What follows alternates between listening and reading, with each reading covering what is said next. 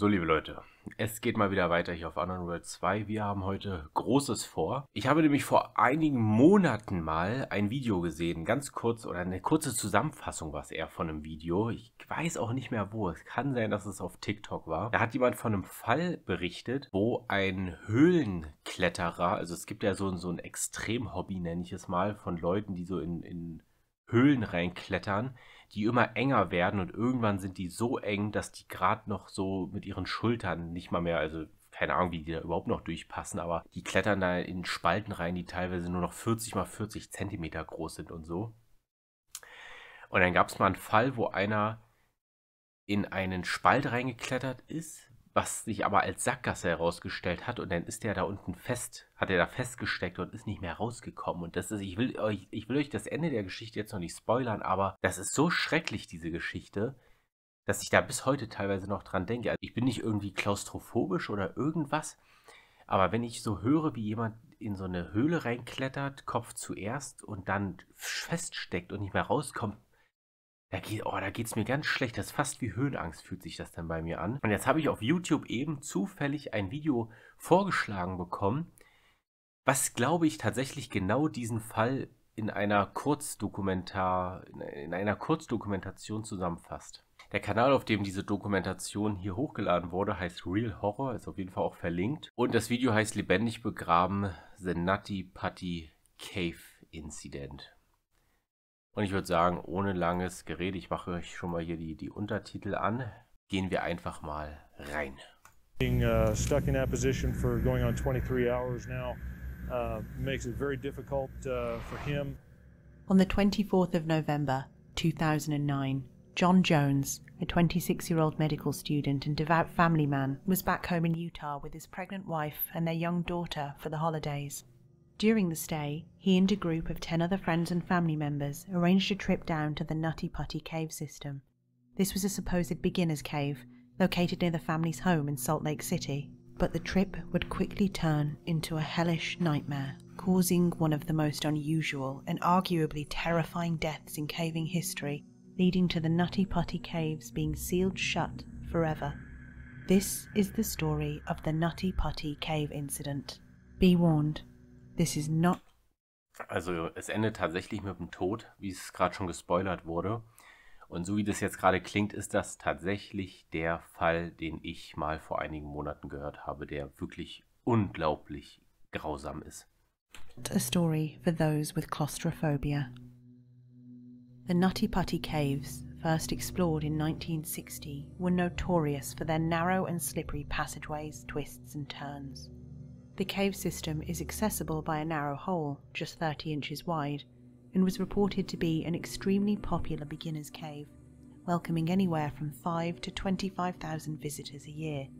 But after a series of high-profile rescue missions between 1999 and 2004, the cave's safety was widely and publicly called into question. All of these incidents involved people becoming stuck in the smaller passageways of the cave, including a 23-year-old man who became stuck for more than 7 hours, just meters away from the place where John Jones would find himself trapped. In another incident, a local teenager became stuck upside down for an entire night before he could be rescued. Because of these high-profile incidents, on May 2006, the Nutty Putty cave entrance was gated and inaccessible, and for several years, local cavers, or spelunkers as they're known in the US, would battle local authorities who were threatening to close the cave for good. Officials stated that the caving system was a ticking time bomb, and that it was only a matter of time before somebody was killed. But local spelunking groups argued that shutting the cave down would be unfair to serious cavers, and that people should take more responsibility for their own safety. It's apparent from the comments and letters written into local papers that some people felt extremely passionate, even indignant, about its potential closure. One letter to Utah's oldest newspaper demonstrates this, reading, "I'm tired of the government deciding it knows what is best for us. Nutty Putty Cave has been a fun spot for me. Both of my sons now love going to that cave. I hope somebody can tell me how many people have been hurt or killed. I haven't heard of any. Possibly a sign telling of the risks involved should be placed by the cave so that we as Americans can decide for ourselves what is best." As the war waged on, finally, in September 2007, the caves were officially closed to the public, while a new volunteer management team was put in place. This was a last-ditch attempt to prevent the cave's complete and permanent closure. And then, finally, in March 2009, the Nutty Putty Caves reopened, with a brand new cave management plan. The new plan enforced a process which required would-be spelunkers to apply for a permit 21 days before their visit, and agree to follow certain safeguarding procedures, such as having a minimum of 2 people per visiting group that were, and I quote, experienced cavers.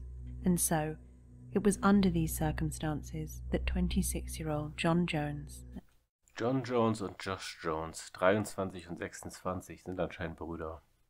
And his then 23-year-old brother, Josh Jones, plus 9 other members of his friends and family entered the Nutty Putty Caves on the 24th of November 2009. When the group entered the cave at 8 p.m. local time, they would have been confident.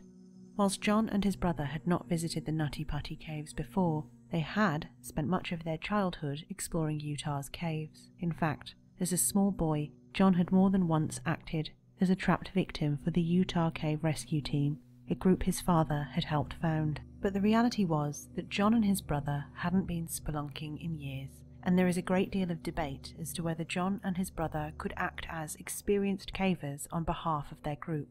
Nonetheless, for the first hour, everything went well, as the party explored the largest room in the cave, called the Big Slide. It was at this point that his brother Josh and their 2 friends challenged each other to go further on into the next part of the cave, taking on one of the most difficult to navigate areas, known as the birth canal. This part of the cave is so tight that only a few people can actually access it. Eventually, the birth canal passageway opens up into a small room. Several people had become stuck in the birth canal previously, but John, a fit, healthy...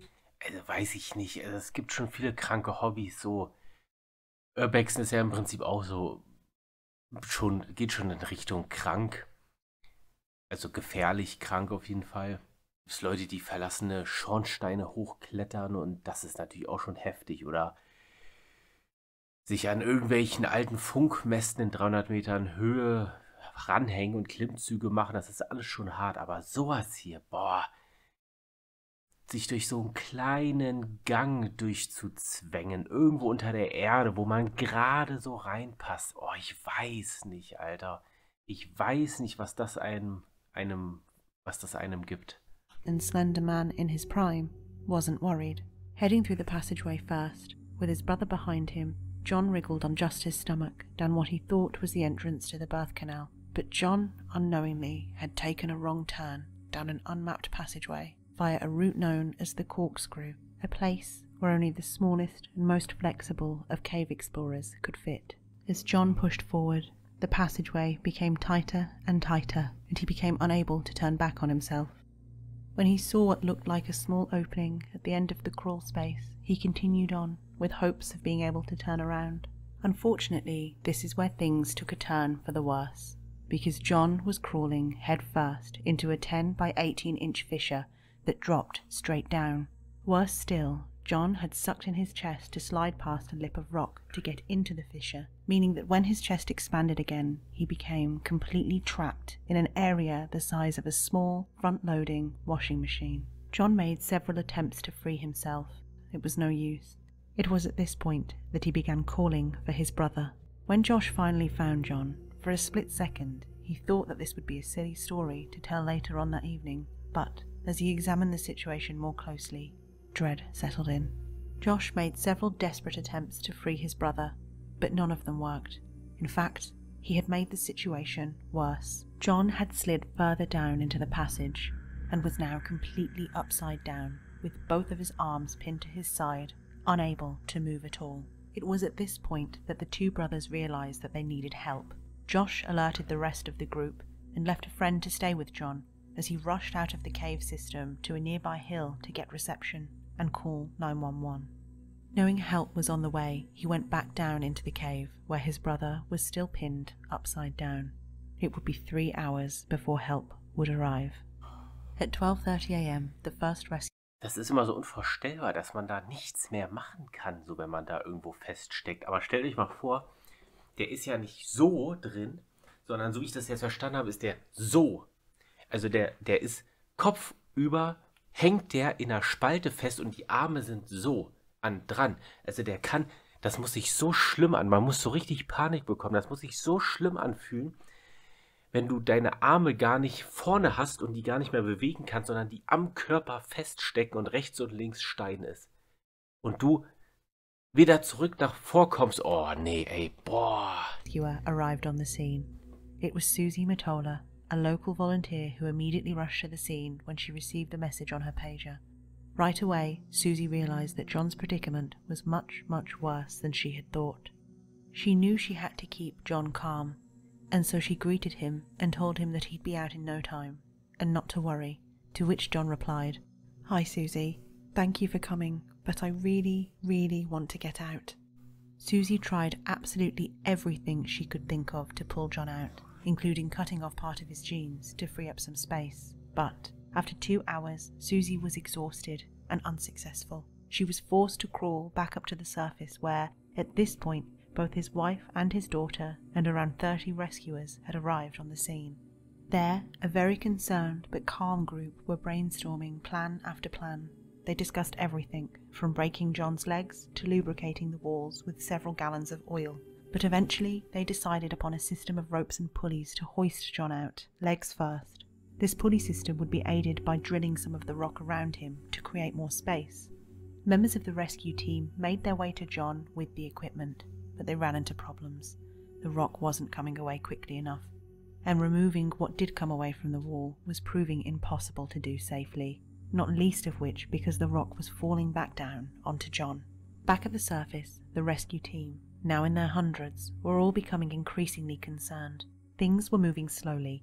Each trip to pass a piece of gear to John's location, 700 feet deep within the cave, took an hour, and only one person could ascend or descend down the passageway at a time.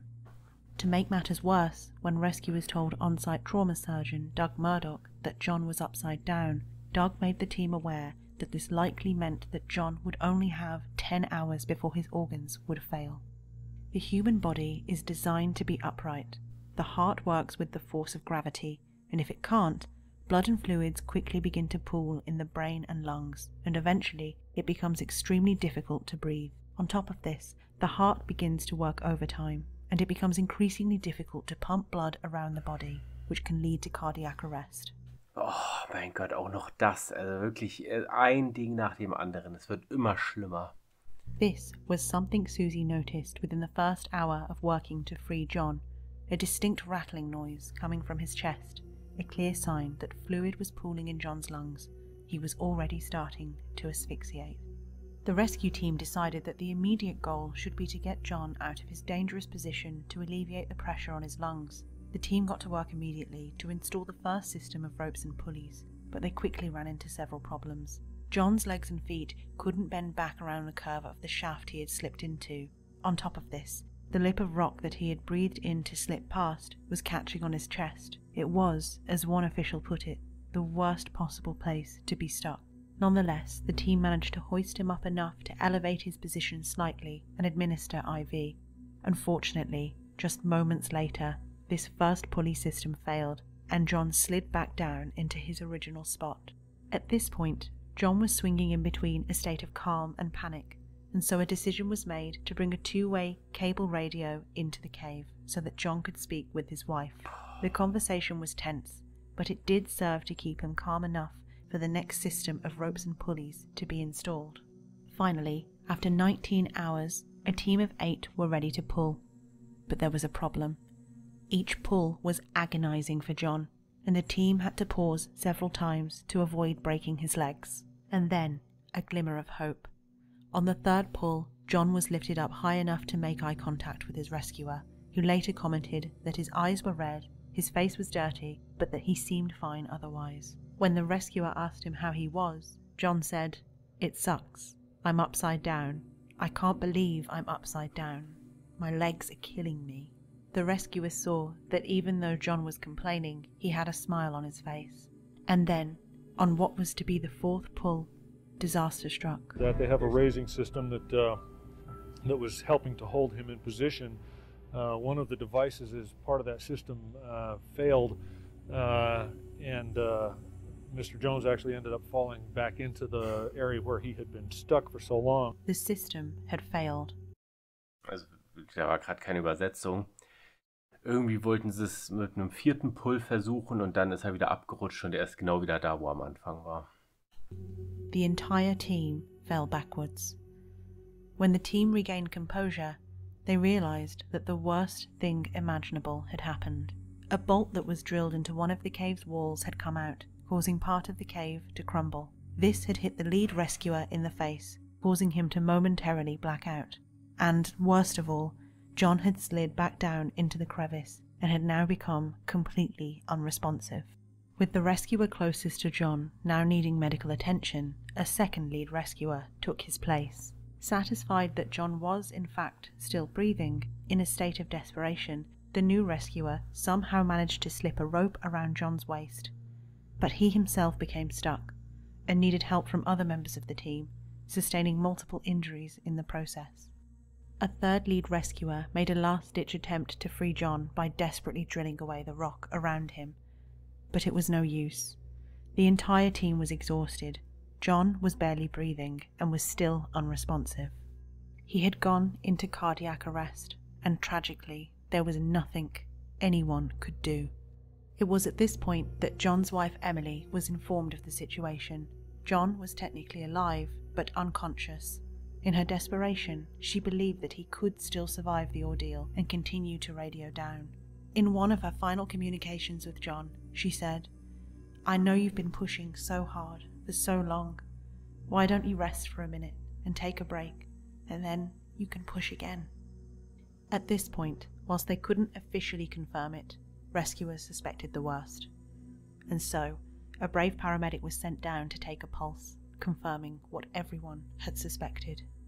At 11:56 p.m. on the 25th of November 2009, John Edward Jones was pronounced dead, 28 hours after he had initially become stuck.